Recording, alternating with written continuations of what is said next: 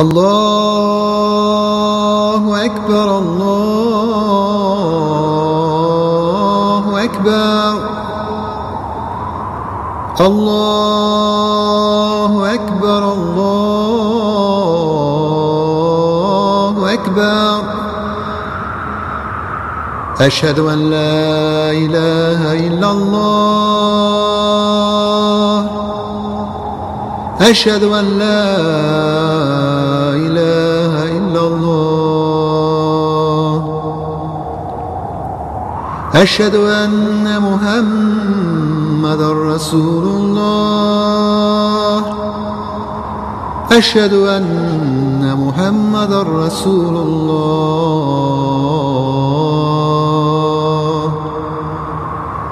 حي على الصلاة حي على الصلاة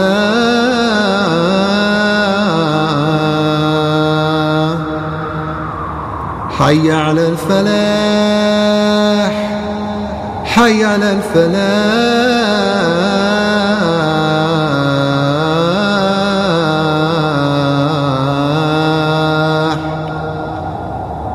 الله أكبر الله أكبر لا إله إلا الله.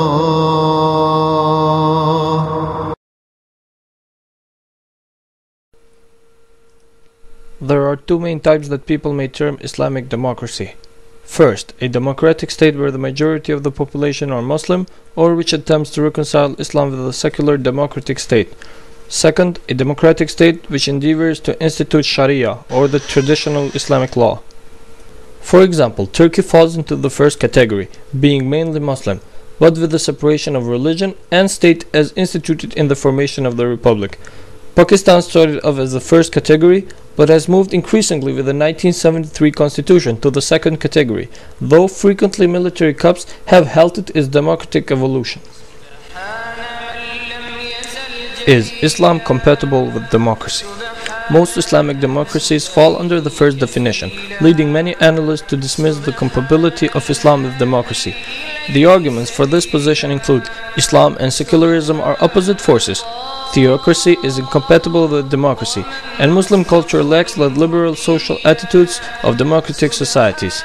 For example, Asif Ali, a former professor of business at the University of Karachi, argues that in the case of Pakistan, where democratically elected governments have been regularly overthrown by the military, shows that Islam and the Sharia or Islamic law simply do not have the conceptual resources, flexibility and dynamism to suffice for the government of a modern state and operation of a rational economy and an expanding civil society.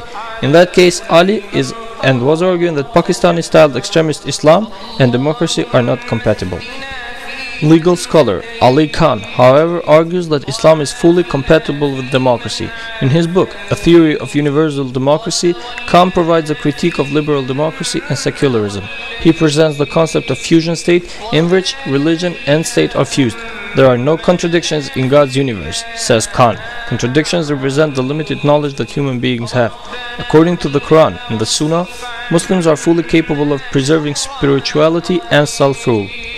Muslim Democrats, including Ahmad Massouli, professor of political science at the American University of Beirut, argue that concepts in Quran point towards some form of democracy, or at least away from despotism. These concepts include Shura, Jima, Al-Hurriya, Al-Haqqa, Sharia.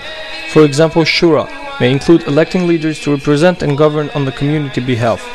Government by the people is not therefore necessarily incompatible with the rule of Islam, whilst it has also been argued that by the rule of a religious authority is not the same as rule by a representative of Allah. This viewpoint, however, is disputed by more traditional Muslims. Professor Musali argues that despotic Islamic governments have abused the Quranic concepts for their own ends. For instance, Shura, a doctrine that demands the participation of society in running the affairs of its government, became in reality a doctrine that was manipulated by political and religious elites to secure their economic, social and political interests at the expense of other segments of society. So, is Islam really compatible with democracy? It can be. Millions of the world's 1.4 billion Muslims live in democracies. Ample proof that there is no inherent discord between the two ideas. Most scholars agree.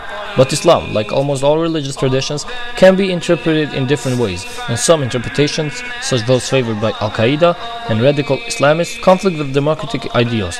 The validity of the different interpretation is a complex question debated by religious scholars. Which Muslim nations are considered democracies? Most experts cite Turkey, Indonesia, Bangladesh, Mali, and Senegal as democracies. Indonesia, with 196 million people, is the world's largest Muslim nation. Other countries such as Malaysia, Nigeria, and Iran are nominally democratic, but to a greater or lesser extent lack many of the attributes of fully functioning democracies, such as protections for civil liberties and legitimate opposition parties. Most of the world's 47 million majority nations conduct elections. Some are relatively free and fair, some are not. In any case, elections alone do not make a country democracy. A further fact for democracy in Islamic countries is Turkey. Islamic democracy in Turkey. Turkey is a democratic state with a majority Muslim population, which was founded by Ataturk on the basis of separation of Islam in that state. Recently, the ruling Turkish Justice and Development Party has stated that it sees the Christian democratic parties of Europe as a model and seeks to reconcile the tenets of Islam within this separation. Islamic democracy in the Middle East. Writing on the Guardian website, Brian Whitaker, the paper's Middle East editor, argued that there were four major obstacles to democracy in the region: the imperial legacy, oil wealth, and the Arab-Israeli conflict, and militant or backward-looking Islam. We are going to concentrate only on the last two of them. The Arab-Israeli conflict serves as a unifying factor for the countries of the Arab League, and also serves as an excuse for repression by Middle Eastern governments. For example, in March 2004, Sheikh Mohammed Fadallah, Lebanon's leading Shia cleric, is reported as saying, "We have emergency laws, we have control of the security agencies, we have stagnation of opposition parties, we have the appropriation of political rights, all this in name of the Arab-Israeli conflict. The West, especially the United States of America, is also seen as a supporter of Israel, and so it and its institutions, including democracy, are seen by many Muslims as suspect." Khalid Abu Al-Fadl, a lecturer in Islamic law at the University of California, comments, "Modernity, despite its many scientific advances, reached Muslims packed in the ugliness of disapproval and alienation." This repression by Arab rulers has led to the growth of radical Islamic movements, as they believe that the institution of an Islamic theocracy will lead to a more just society. However, these groups tend to be very intolerant of alternative views, including the ideas of democracy. Many Muslims who